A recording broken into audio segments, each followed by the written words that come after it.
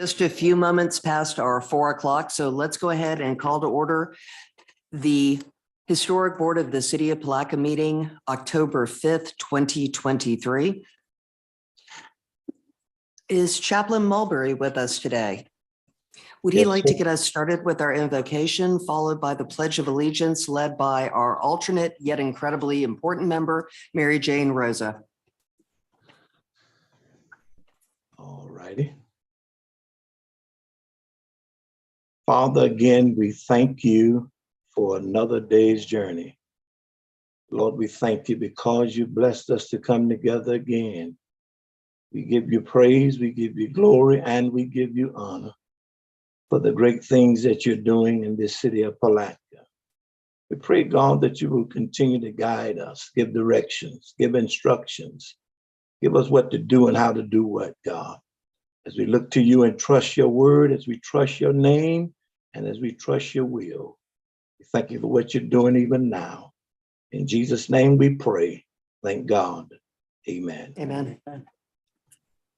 I pledge allegiance to the flag of the United States of America and to the republic for which it stands, one nation under God, indivisible, with liberty and justice for all.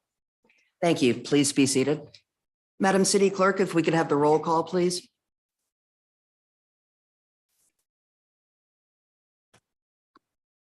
Vice Chair Alan Sheffield, Present. Mr. Larry Beaton, Present. Mr. Chris Hollister, Present. Mr. Timothy Jefferson is not present for the record. In his place, we have alternate board member Mary Jane Rosa. Present.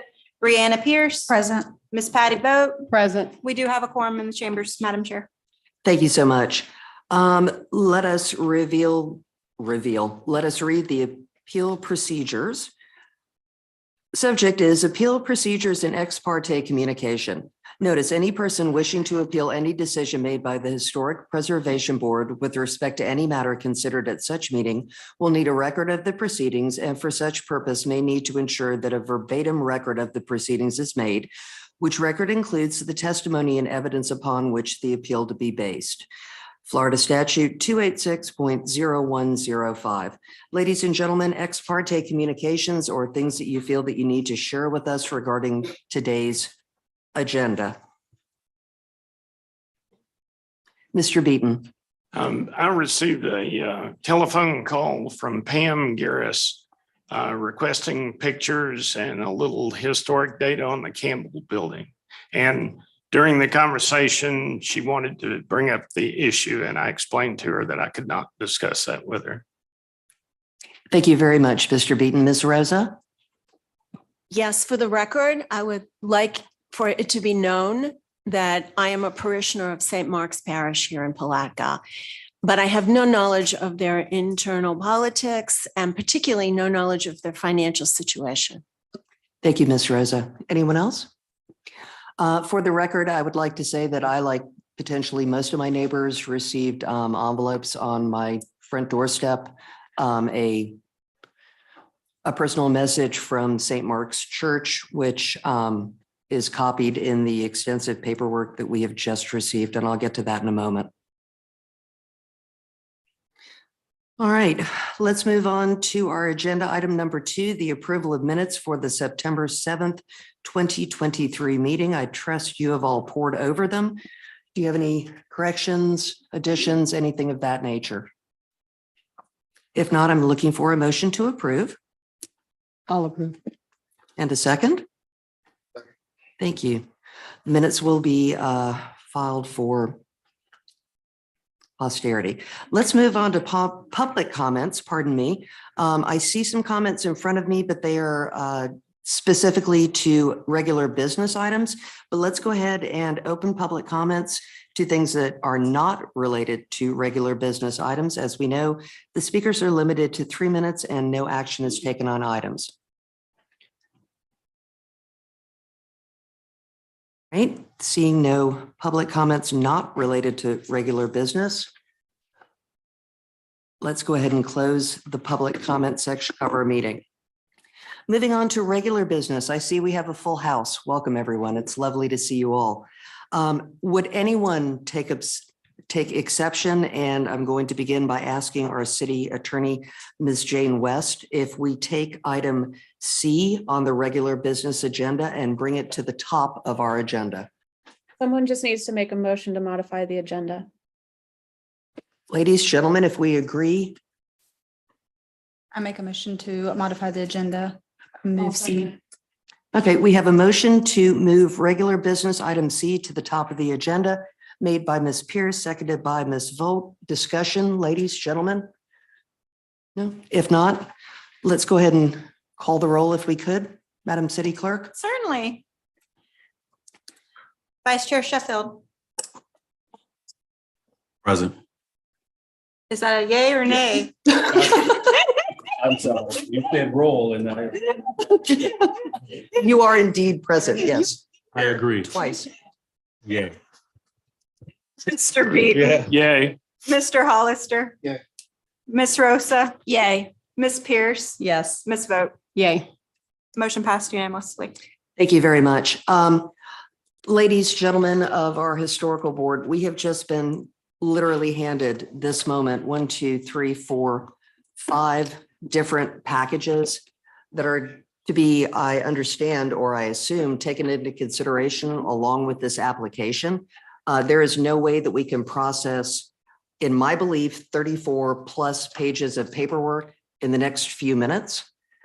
Also, another reason that I asked this to be moved up to the head of the agenda is obviously we have a lot of people who are here today who want to talk about this, and I don't want to keep you all waiting until the end of the agenda. I just think that would be kind of cruel and unusual.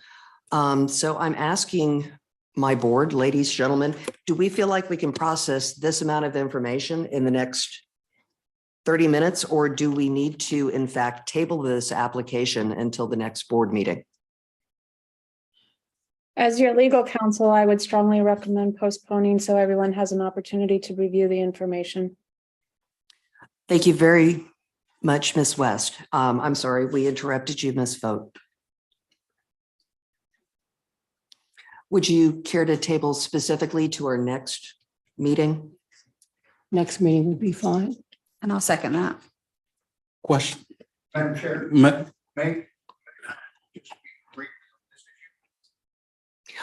Ms. West? I was unable to hear the speaker. You're not microphoned, Mr. Taylor. Yeah. Madam Chair, do we?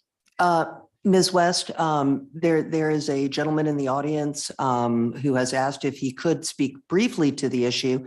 I would like your counsel on that. I feel as though if we are indeed tabling, we are indeed tabling. Yeah, if you have a motion and a second, you can discuss, no public comment at that point. You can have public comment before that agenda item or after, but not at this point. So if you have a motion to table, and you're going to go ahead and proceed with that, the appropriate time for the member of the public to speak on it is when it is actually rescheduled. Thank you very much for that clarification, Ms. West. I Mr. did have Sheffield? A question before we vote on the tabling. Did we want to consider whether the applicant thought it was necessary or required to consider this additional information, or do they believe what the information that was turned in with the application is sufficient, but would be willing to live with our conclusion based on the information we were able to receive on time? I believe I would actually speak to that. And I would say that the amount of information that came to us in our packet was tiny.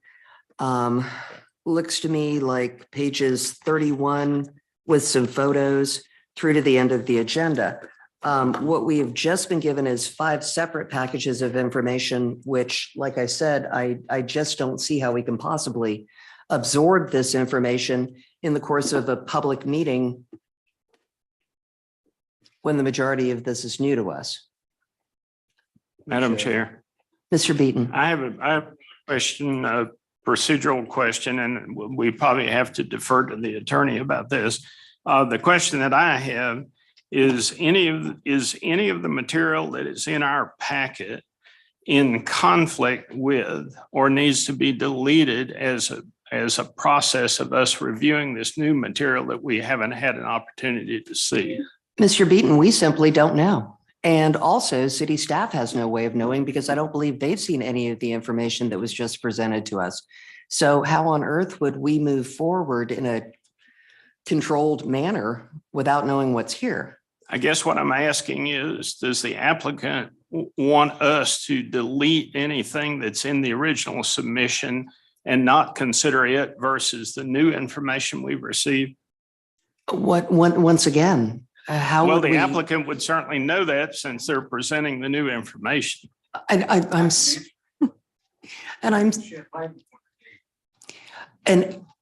am so sorry, but once again, I must defer to our city attorney. Oh. Ms. Procedurally, Wes? where do we stand? Do we have a motion to table on the floor? Did I hear a second? Yes, ma'am. Okay, so we're now in discussion. Yes, ma'am. So we need a vote on the motion to table the agenda item. What is the specific question to me? I believe you might have answered it previously. If we are in a position to vote yes or no on tabling something to our next meeting, is it appropriate to have comments from the public at this point? I believe you said no. No, that's correct. You have a motion on the floor. You need to vote on it. There's a lot that can be done between now and the next meeting in terms of what the applicant chooses to include as part of the packet. Obviously, it's prudent to get this material ahead of time over to city staff. I have not seen any of the documents that all of you are referring to, did not know that that even came through. So right now you've got a motion on the table. You need to vote on it on whether or not you're going to table this agenda item based on the additional information provided by the applicant. Thank you, Ms. West. Madam City Clerk, could we have a reading of the motion just for clarification purposes? I have a motion to table until the next meeting by Ms. Vogt. Thank you. Board members, any other discussion on the motion and the subsequent second? If not, can we please do a not roll call? Can we please go ahead and cast the vote? Oh, you want me to do a roll? Okay. If you would, sorry. We get rolls today, apparently. Okay. Vice Chair Sheffield, Yeah. Mr. Beaton, Aye. Mr. Hollister, Yes. Ms. Rosa. No. Ms. Rosa is a no. Ms. Pierce, Yes. Ms. Vogt, Yes. Chair Van Rensburg. Yes, The motion passed with Ms. Rosa dissenting. thank you. So we will see you back at our next meeting, hopefully, and we will have time to digest this information. We promise you. And also city staff will be in a position to know what we're all doing, and we'll all be on the same page. Thank you very much for your understanding. And Ms. West, thank you very much for your guidance. That would be next month, sir, on the 1st. Absolutely. The date, Madam Chair, would be the 2nd of November November 2nd, sir. at 4:00. 4:00, sir. Typically, the Historic Preservation Board meetings are the first Thursday in the month at 4:00.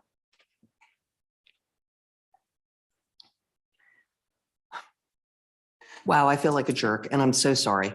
But I just really feel like we need to understand everything. And I hope that you'll understand that that vote was nearly unanimous because we want to do the right thing. We truly, truly do as a historical board. Thank you.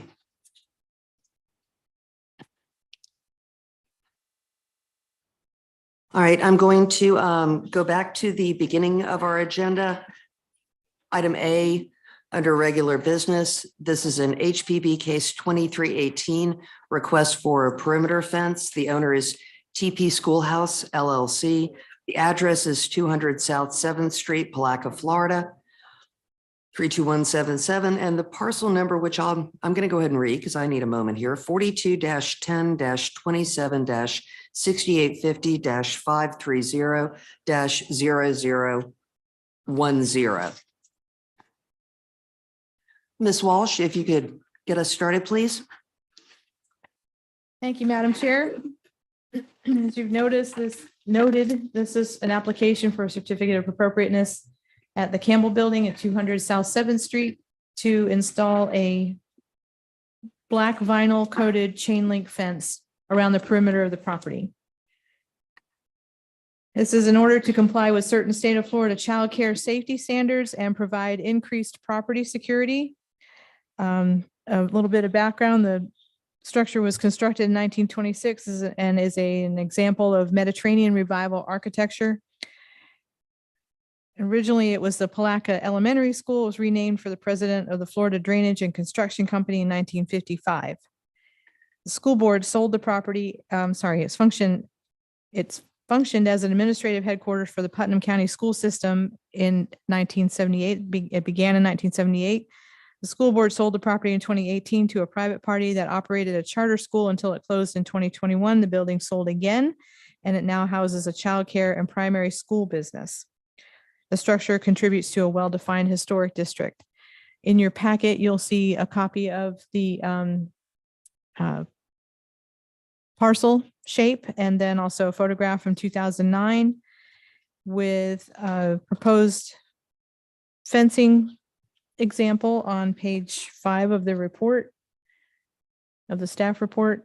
That's an example of a diagram of where they'd like to place the fencing, and that is around the perimeter of the property, with the exception of that little pie-shaped arced piece of property there, because I don't think that belongs to them any longer. The purpose of this in protecting the children is that it's to keep them off the street, and they're also required to not have any access to a right-of-way in order to access their playground area, which they're proposing to put into that piece of property that extends down to that arced piece of property. Does that make any sense? I really wish we had a pointer. I can't even reach up there to point. So thank you. Staff finds that the proposed changes will not materially impact the architectural or historic value of the property, of the structure in particular, nor detract from the character of the district. And while proposed changes may appear to not be exactly consistent with the Secretary of Interior's guidelines for historic preservation, renovation, and rehabilitation, modern child care facility requirements require such an accommodation for the children. Okay, and that's my report. If you have any questions, I'll be happy to answer them. Thank you, Ms. Walsh. Ladies, gentlemen, do we have questions of Ms. Walsh at this time? 1 second. Yep. My only question personally, actually 2 questions, was number 1, you mentioned in your report that modern childcare facilities, the requirements demand a fence material that would not permit. I was just wondering where you found that information. The applicant provided some of it, and also that was their justification for asking for the fencing. Okay. And then I actually don't believe, although it might be a question for you, with regard to the fence height, the applicant referenced the front entrance of the building having a 4-foot fence, and then the side not being a front entrance having a 6-foot fence. But correct me if I'm wrong, please. If it indeed comes up to a road, is there really a distinguishment between front and side? Our code doesn't really do that very well. Or in fact, other than fence height, we don't regulate fences unless they're in a historic district, in which case they come before you.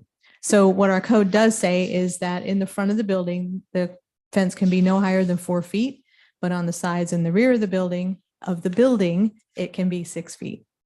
Understood. Thank you for the clarification.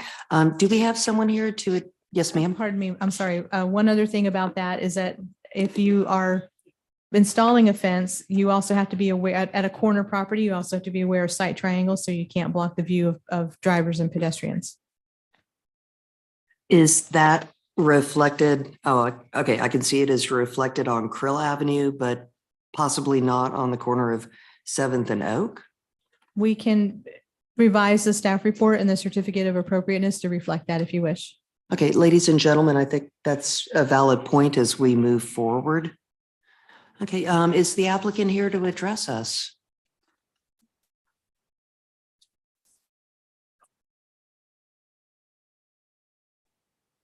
Up to you. Love to hear from you. Come on up, give us your name and address for the record if you would.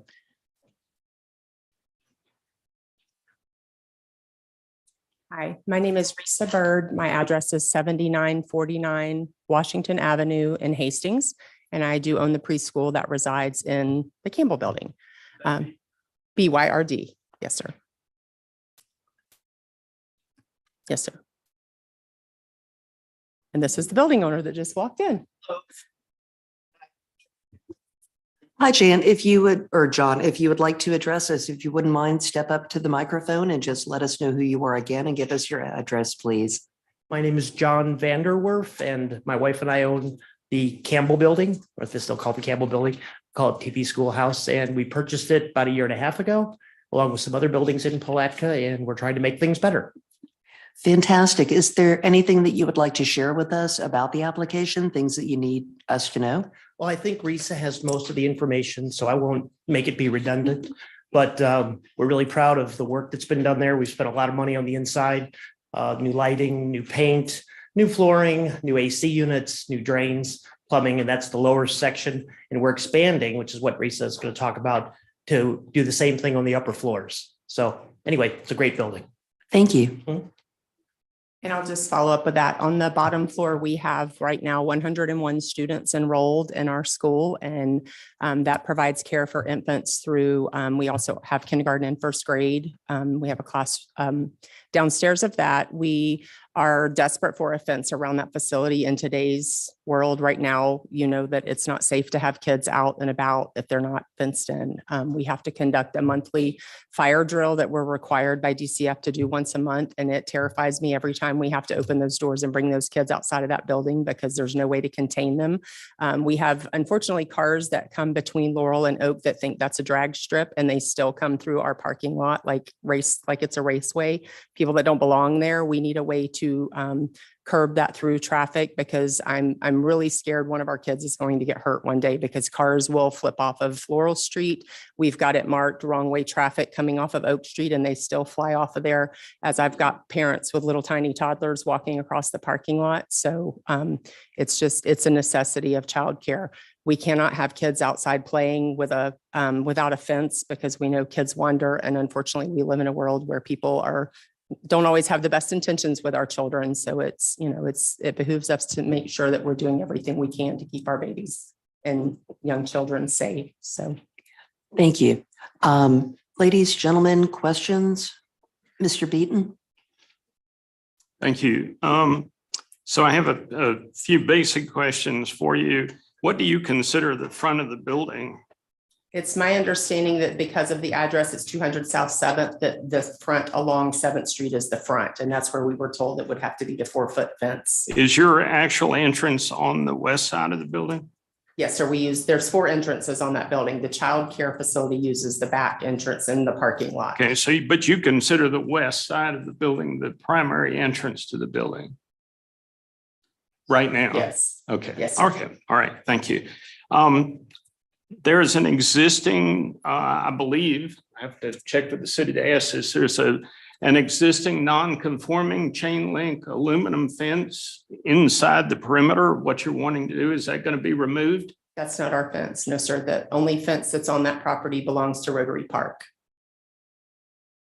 There is a chain link fence. There's a chain link fence opposite the Coca-Cola building on the north side of the So there building? was a temporary fence that we used this summer. We had summer camp for our elementary school students. It's been taken down. There's no fencing on the Campbell that- building property. That fence has been removed. Yes, sir. The one It's- that's, It was a temporary, it was just a temporary fence. It was held Okay. down with sandbags. It was not installed. okay. On the Laurel Street, which I'm assuming would be the south side, I Yes, would sir. consider the south side of the building.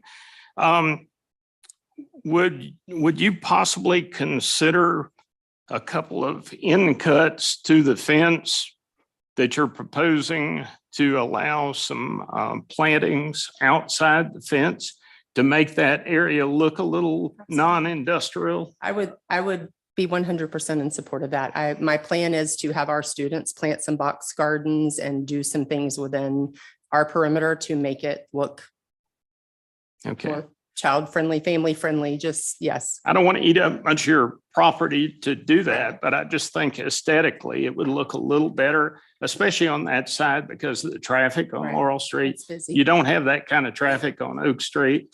You do somewhat on 7th Street, but I think that's the busy side of the property. Is that? I also wanted to mention, if it hasn't come up already, we decided that the black fence looks better than the silver fence. It's about $12,000 more expensive, but we'd like to do that. That's similar to the fence that's over by Island Doctors, and they look pretty nice and they're more invisible. So anyway, that's all I want to add. I totally agree with what you just said, by the way. And then the last question I have probably is going to have to be asked by with the city. And I can't really tell from this drawing, but does this fenced in area include the closed portion of 8th Street between Laurel and Oak? That's actually a right of way. And I don't know if the city officially has ever closed that street.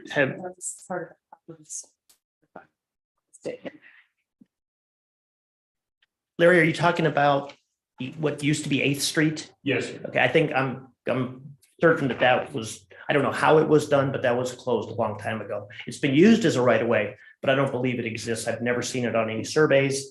And actually, we just resolved a lot line issue with the county in that when the surveys, whenever that road was decommissioned, that entire section, when the county split it, was deeded over to the schoolhouse side. And that's why the property looks a little unusual shaped, in that we went to the county and said, let's not try to move the ball fields or have that expense. So why don't you guys keep this strip and then trade us for some playground area over here, which is outside of the ball field fences. So Gotcha. I've never seen anything that said that wasn't decommissioned at some point. What that was originally was where the school buses loaded and unloaded, and it still was a brick street through there. And then they had school crossing guards that had barricades at each end that regulated that. But that's what it was originally. So it hasn't been used as an open street in quite some time. Oh, on part of that property? Okay. So does this line that's that's where the little cutout thing at the bottom there, does it include part of what used to be that street? No, sir, that's around, that curved line is around the backside of the baseball field that's there.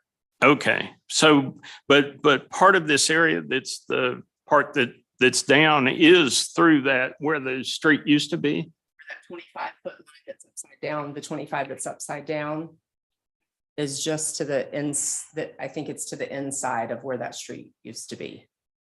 It's Because the county kept the dugout, which is on the outside of that. okay.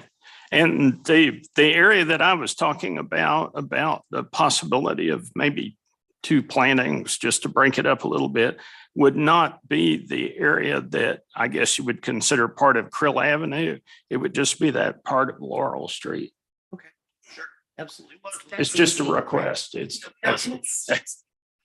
want to be good neighbors and we want our school to be welcoming and look nice, we want it to be appealing to the neighborhood and to our families there. Okay. Thank you all. Thank you, Madam Chair. Thank you, Mr. Beaton. Do we have other questions? Ms. Pierce? Yes, ma'am. I have a question. I'm sure there's going to be gates put Yes, up. ma'am. I didn't see anywhere in here that gates were included. Just fencing. the gates will be off of Laurel and, if I can, this, I believe is where the gates will be. There's one there, and where that little bit of a line is inset, that's the gate. Okay, and those will There'll be drive-through gates. the same material, the Yes. chain link fence? Yes. Okay.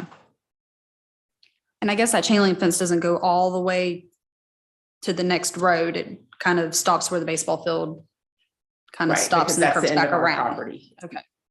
It would follow the new property line after the property swap with the county, with the baseball field, to resolve that property line issue that we had. Okay.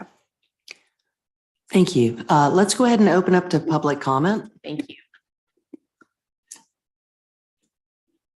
Come on up, and if you would, your name and address for the record.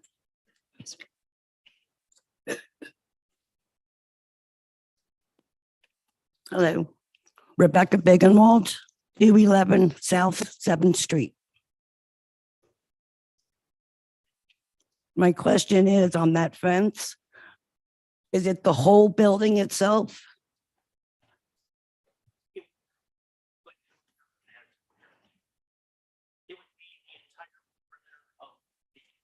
Madam Chair, if I may, I would defer to Ms. West if people speak from the audience. And the reason, and you're absolutely correct, Madam City Clerk, is that we can't hear you. So, Ms. Rebecca, did you have more than one question? Or was that the main one? Because if that was the main one, I'm going to say, let's share the microphone. Well, you said 4 feet. So gates, no. When I open my door, I don't want to see something that's gonna look like, you know, an old hospital. You know, Well, I've seen that I was going to say, building be a please, lot if you don't of mind. no, I totally understand. We don't want this, it's a school. We don't want it to look like a prison. We want it to look nice. We have some regulations that say that we have to have a perimeter fenced property in schools because of children. So the front, as much as we can make it look good, we will, hence the black fence, which is easier to look at. It's not as visible as a silver chain link fence. In the very front of the building, there will probably be, I'll defer to Risa, probably some sort of a gate where you open it so people can come in the entrance kind of thing. Right, because you got those 2 walkways right there. Right, exactly. So we would want to still have that be accessible. The rest would be a 4-foot fence, which is fairly short. And that won't even be the playground area, to my understanding. The playground area will be out back. Yes. Mhm. And the, I don't know if Risa mentioned it already, but if everybody can hear me, okay. But most of the playground area will be at the lower left section of this drawing, outside of where the ball fields are. The large square section behind the building is mostly what's paved now. So we will have gates on both ends there. And the idea for children to be dropped off is that we will come in off of Laurel, cars will make a circle, then go back out. So they're not coming through generally. We'll have a gate there just because it's usable, but we'll mostly have our traffic pattern come in and go out off of Laurel. And then the whole rest of the perimeter would be where the 6-foot fence would be. And like I say, anything we can do for landscaping, anything that doesn't hinder visibility of the children. That's why we've got that in the left lower section, kind of, it looks like there's 2 fences. And in fact, there is, because you're seeing the ball field fence. But it would see that little corner that was there because the county didn't want it. We didn't want it. Nobody wanted it because for us, it didn't work because you couldn't see kids around a corner. You have to have a line of sight. So it'll be something that's kind of you could have store playground or equipment or something, but that'll be a non-usable spot probably for as far as functional for us. So it'll just be mostly perimeter fence around the back, and the playground areas will be in the, toward the Krill side. So we'll definitely want to do everything to make it look nice. We want the whole building to look nice. Right. Okay, thank you. Thank you. Ms. Rebecca, did that answer your question? Thank you very much. Okay, other public comments? Ms. Kitchens?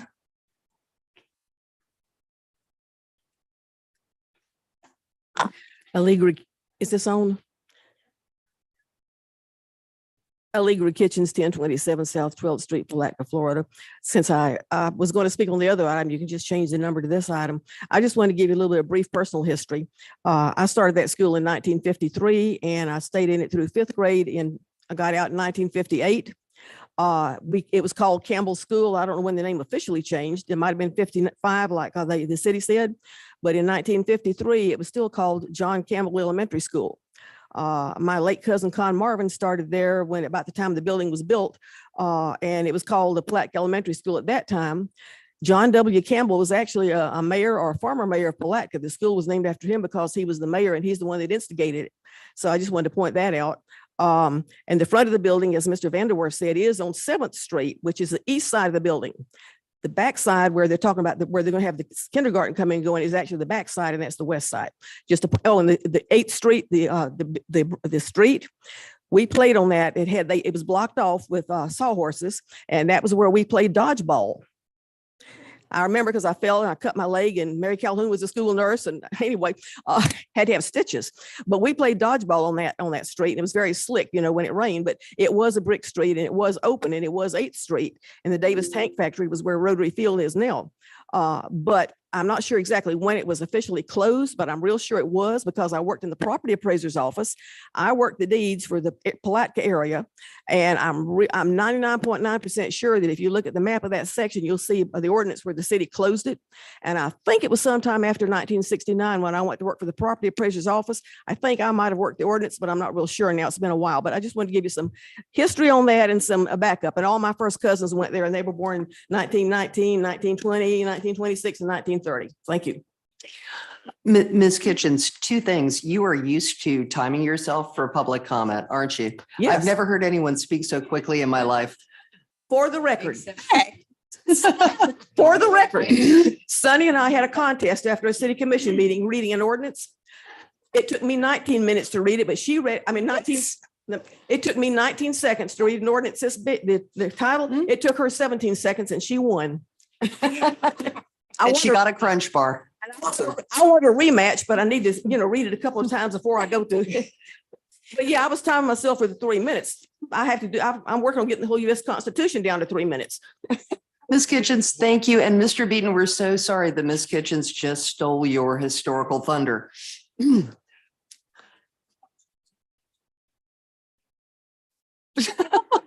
Oh, my goodness. Okay. Anyone else for the public comment section of this particular application? If not, we'll close public comment. Ms. Walsh, anything else to add? Okay. Ladies, gentlemen, what are our feelings? Mr. Beaton. A one-word question. Are the posts going to be black also? Okay, thank you. I know it is a chain link fence is something that we would not normally look favorably upon in a historic district, but it seems that, and I believe staff has backed us up saying, this is a special scenario. We need to keep our kids safe. So if there is no discussion, ladies, gentlemen, where would we like to go? Madam Ms. Chair. Rosa? Oh, I'm sorry. Yes, about your question about the size and the opening in the fence. That's a standard architectural requirement for all public buildings because of children. It has to do with the size of their heads and the size of their hands and their bodies. So it's not just for fences, but it's for anything that's on a property where children are present. And that's where it comes from. Thank you for that clarification. Mr. Beaton? Madam Chair, I'd like to make a motion that the board accept staff's recommendation for approval of the certificate of appropriateness for HPB 23-18, 200 South 7th Street for their proposed fencing improvement for the property. Second. Thank you, Mr. Beaton. We have a motion and a second by Mr. Sheffield.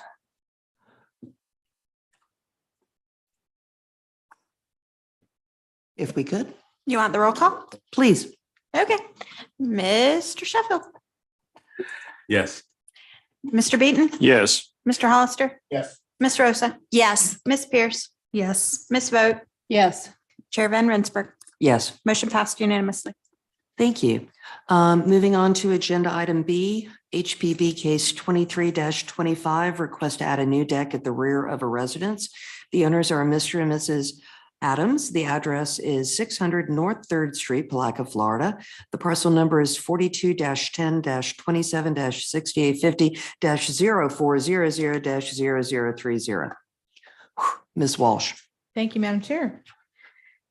This request is to add a new deck at the rear of the structure on the northwest corner of the building. Sunny, if you could scroll down a little bit, and I don't know, I thought there was a diagram that showed the northwest corner. There you go. That's the one. Thank you.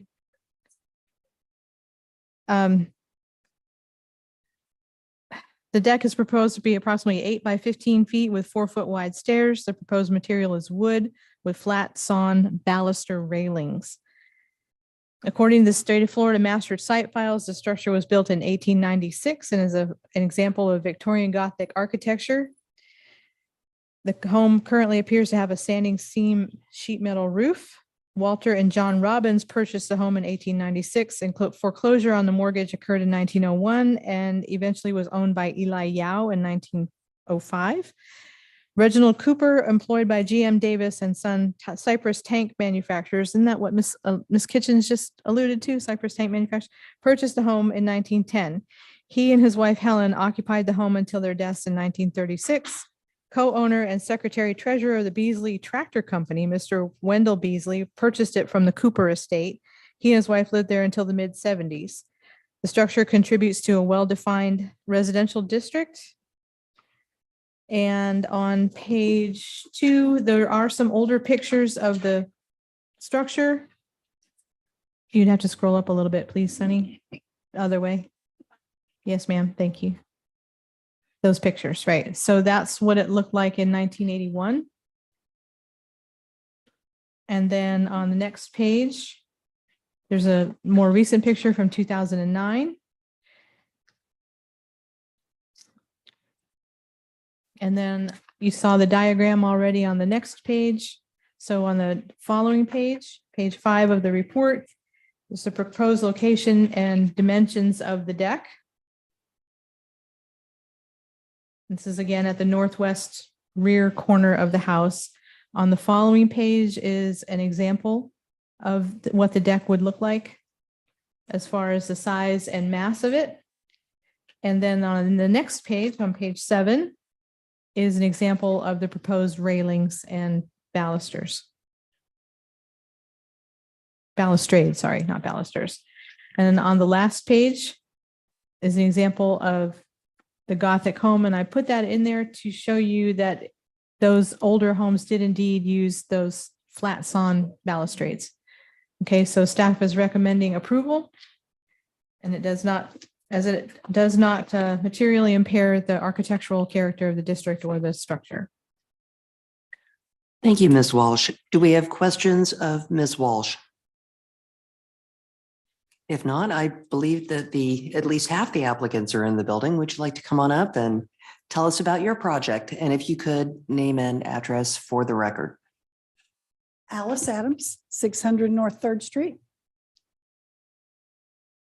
Is that all you need? The main reason for wanting to build this is we have a little back door porch and I have a grill on there. And I want to get it away from the house a little more. It's office, right? It's not aesthetically pleasing when you walk up and I got to see my grill there, and everybody comes in our back door instead of our front door. So I just wanted to make that a little more curb appeal, make it nice back there, and have a place to sit and have a cup of coffee in the morning, because in the morning I have the full sun on my front porch and it's unbearable. So I just thought, and we've lived there 47 years. And it seems like, I don't know why I want another project, because that's all we've done is worked on an old house for 47 years. So, but I'd like to add that. I think it'll look good. Thank you. After 47 years, a place to have a cup of coffee without the sun in your eyes sounds like an excellent idea. Yeah. Before you leave, Ms. Adams, do we have questions of the applicant? Mr. Beaton. I was just going to ask, how close is the Norfolk Southern property to the back of your property? Up to their property line? Okay, approximately how far is that? Yeah, I'm sure. It's 150 by 50. Okay. So 150, it's like, we have about 30 feet maybe off our driveway, and then that property begins, the wooded area. So the back of this deck, have approximately how close is that going to be to your property line? To a driveway. So then we have a full double driveway. Oh, okay. Okay. Doesn't go. I just wasn't sure how close their property came to the back of yours. Okay, very good. Thank you. Thank you. Other questions, Ms. Pierce? Are you going to paint it or leave it The- natural? The panels I want to paint white. Okay, but I'm so sick of paint peeling off of the deck that we have. So I'm gonna do a gray stain, I believe, on the wood. And light gray, because the house is now gray with black trim and all this. And I thought that, and all of our other trim is white. So I want to paint the flat panels that we're doing. I've been watching too much TV. HGTV. Yeah. Yeah. I'm not allowed to watch that. Big Texas Fix, all that. My favorites. We're doing this. That picture came, I took it off the television, but that didn't have the flat sun panels. It just showed a deck on the back of the house. We don't have that fence anymore either. Going up. Is that picture? That picture, I took it, I was watching TV and I went, okay, that's what I want. I want a porch like that.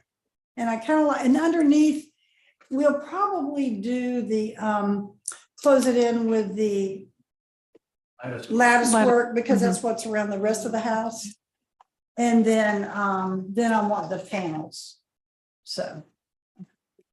Thank you very much. Do we have more questions or? I don't Ms. have a Pierce? question. I just have a comment. Ms. Vogt? My first property I bought here at 400 North 4th Street, we have a porch like that that's attached to the back of the house that we did 26 years ago. So. All right. To Mr. Beaton. I'm assuming if there was a response from any of the adjacent property owners, we would have that in the packet. Is that? better not.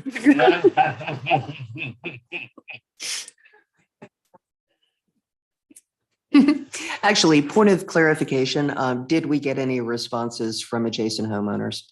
And we will open to public comment, absolutely. But in the meantime, We have received none, Madam Chair. thank you very much, Ms. Walls. Ms. Rosa?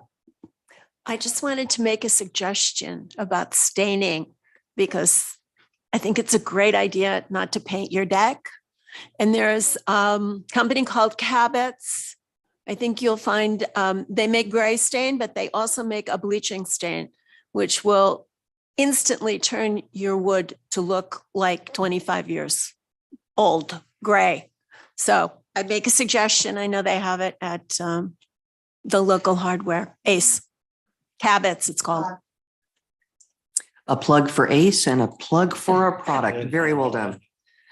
All right, let's go ahead and open up to public comment.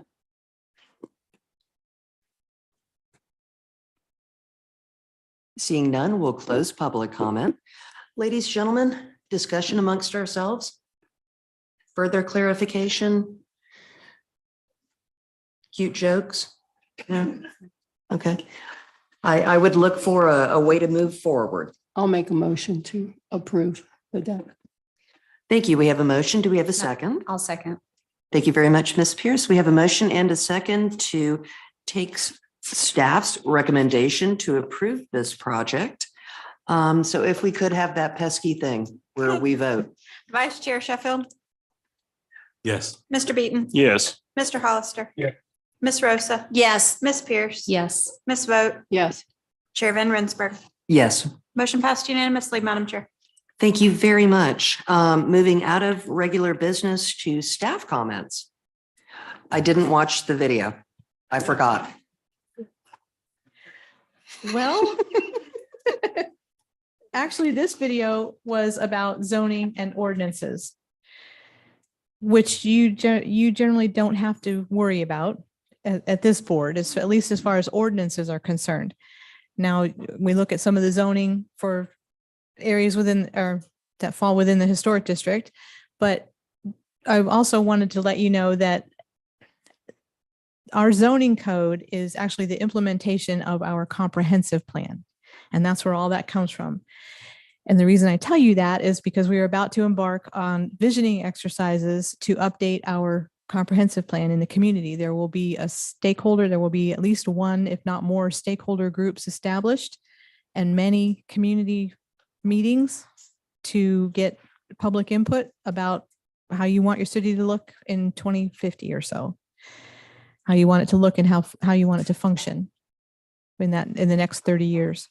So those will begin probably, I'm going to say after the first of the year, shortly after the first of the year. We're about to enter into a contract to get it started. And I will keep you up to date on that. Thank you. I'm sorry, Oh. ma'am. Thank you very much. Mr. Beaton? Would it be of value? I watched the planning meeting on TV the other night. Would it be of value for our chair or vice chair to be in attendance at some of these visioning sessions to talk about the historic districts, or at least mention them? Absolutely. Or their designee?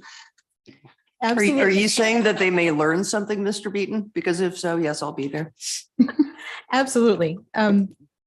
It will be based on something that we call a visual preference survey or a charrette, if you've ever heard of that before. It'll be based on a lot of that, and then all that public input would be compiled and considered when we go to draft up the new comprehensive plan. And they will also be all publicly noticed. Just, you are well aware of the things that you cannot discuss, right? So yes, absolutely. And you will all be invited as well, and anyone else, of course. Mr. Hollister. If we could all before, oh, okay. Extra one. Yeah, we might want to check in with our city clerk just to make sure that we're not missing anything. And thank you, Ms. Walsh. I have a feeling that, well, I don't have a feeling, all of us have a stake in our community. And I feel like the majority of us would be there with bells on. So Great. thank you very much. And Great. we meant to watch the video. Truly, we did. We're going to go back. Mr. Beaton, I don't know if you, Madam Chair, if you were going to bring up the next thing that we had not on the agenda, but it was another staff comment. You had asked at the last meeting to have an overview of the Historic Preservation Cultural Resource Survey update. Sunny will be bringing us over to the website where the documents are. And when you get there, Sunny, if you could pull up their final report.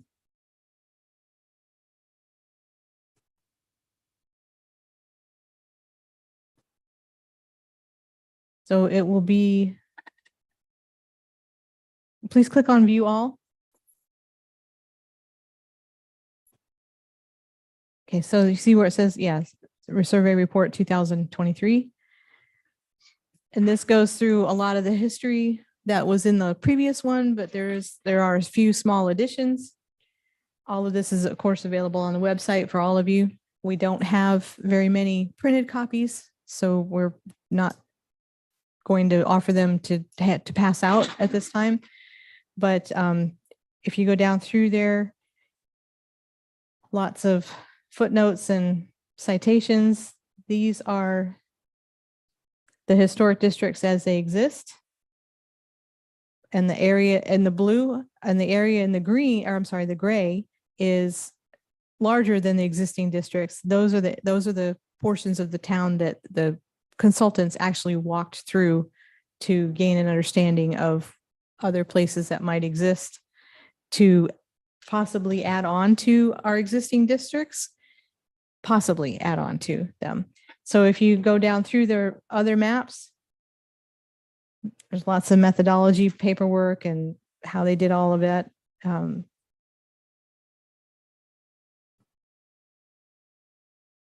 Again, there's lots of geological history in this document. It's kind of interesting.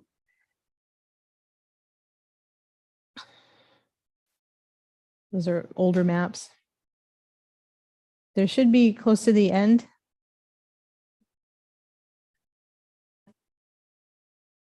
Well, I'm not sure how far down at the end. I know there's a lot of charts in there and there's a number of pages. It's a big document. And one of the other reasons is that we aren't printing a whole lot of copies is that because it is a very large document. It's also it's too large to email. Okay, that right there, Sunny. Thank you. So in these maps, you can see where they've identified them as a contributing structure versus a non-contributing structure. And they also identified them with their own numbers, identification numbers that don't correspond necessarily to a street address. But all of those numbers correspond to those charts that are below that in the document that we had to just scroll through. What I really wanted to point out in these maps is the possible additions that they have recommended to expand the districts. And those additions are in the gold colored lines on the edges. And I'm going to step over here and point them out.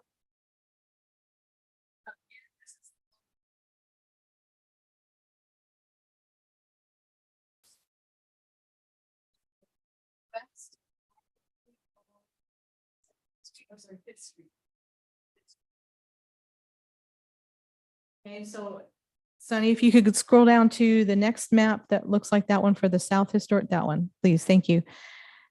Very similar recommendation on the western side along along 9th Street as a possible extension of the historic districts. That is basically the summary of their recommendations to expand those areas and then also to include some other sites, specific sites as National Register sites and districts versus local districts. Okay, and that's basically all I have. A lot of the other documents are back up to this document. And if you really want to dig through those, you're more than welcome. And you can call me and ask any questions and we'll dig through them together. Thank Okay? you very much. You're welcome. All right, board comments. Ms. Pierce, get your hand on the microphone. Not really, I guess a comment more of the brochure that Patty and I had put together. Ms. Walsh. Because I wasn't at the last meeting. I had a football game to attend. Ms. Walsh and I got together with, oh my gosh, Peter Willett. Peter Willett. I would have said Wilmont. And we showed them what you had come up with. And Peter was obviously very excited. And he asked if he could get started on doing, the tweaks, et cetera. I kind of hoped that it would come to us sooner rather than later, but I also know that he's been quite busy. Quite busy. And he's been tasked with additional projects. So it's taking longer than anticipated. But I will check with him again after this meeting. Okay. And report back at the next meeting. Wonderful. Actually, if you could ask him to join us in November, that would be awesome, especially if he has something to show us. Madam Chair, you're a genius. Tell Mr. Beaton every once in a while. All right, ladies, gentlemen, anything else that we have today? Otherwise, I believe I would, Mr. Beaton. Could we just either before we close the meeting or right after count the number of supplemental documents each of us should have to make sure everybody has And I'm the sure proper number? Miss Van Rensburg, I'm sure they'll be in the next packet. Exactly what I'm imagining. To tell you the truth, I thought about taking them home with me, but then I assumed that it would come to us in one fell swoop. And I decided that a lot of trees died and just. I got 5 and I counted 34 pages, but some of the pages were back and front. And you know what? It might be 6. No, indeed, I have 5.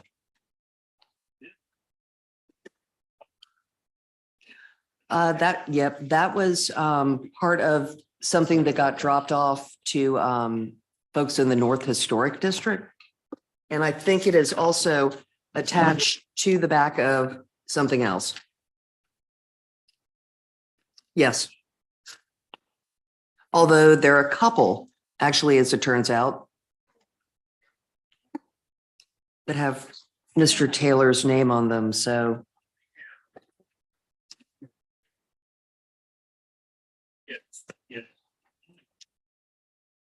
Extra? Okay. All right. Well, I can help him once we adjourn. That would be awesome. Thank you very much. Is there a 5th document? There are 5. Okay.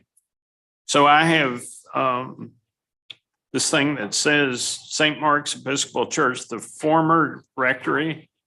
I have that packet with a staple and then the roofing estimate And then the structural analysis and report, this says NV5 on it.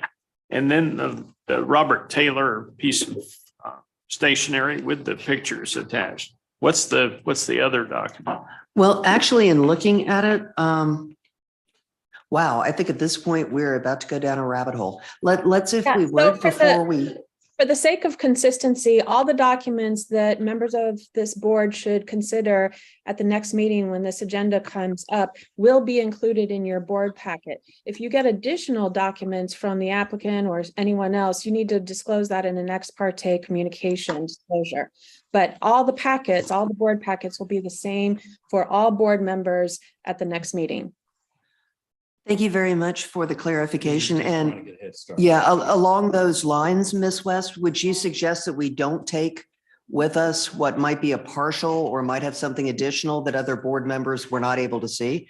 That we should just basically leave our paperwork here and wait for the information to come to us by way of city staff?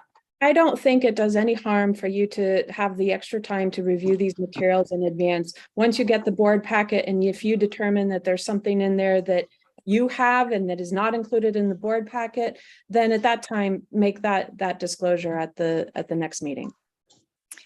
Thank you for being here with us. We appreciate it. All right, ladies, gentlemen, I believe we have our marching orders. I would think at this point, we'd be looking for a motion to adjourn. I'll make the motion. Thank you. There we go.